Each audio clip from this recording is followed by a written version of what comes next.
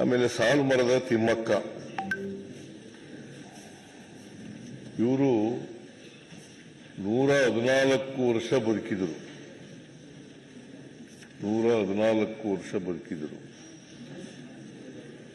ಇವರು ತುಮಕೂರು ಜಿಲ್ಲೆ ಕುಬ್ಬಿ ತಾಲೂಕಿನವರು, ನಿಮ್ಮ ಜಿಲ್ಲೆಯವರು. ಅವರು ಪಾಪ ಮಕ್ಕಳಿರಲಿಲ್ಲ, ಮರಗಿಡಗಳನ್ನೇ ಮಕ್ಕಳು ಅಂತ ಸಾಕ್ತಾ ಇದ್ರು.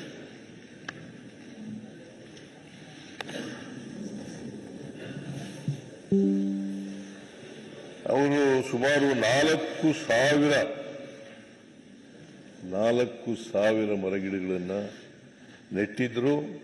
ಅಷ್ಟೇ ಅಲ್ಲ, ಅದನ್ನ ಪೋಷಣೆ ಕೂಡ ಮಾಡ್ತಕ್ಕಂಥ ಕೆಲಸವನ್ನ ಮಾಡ್ತಾ ಇದ್ರು. ಮತ್ತೆ ಅವರು ಬೆಳೆಸಿದಂತ ಮರಗಳಿದಾವಲ್ಲ, ಇವತ್ತು ಜೀವಂತವಾಗಿದ್ದಾವೆ.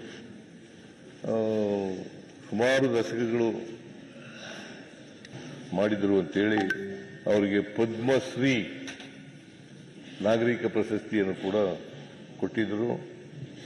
ತಿಮ್ಮಕ್ಕನವರ ಆತ್ಮಕ್ಕೆ. ಆಮೇಲೆ ನಮ್ಮ ಸರ್ಕಾರ ಅವರಿಗೆ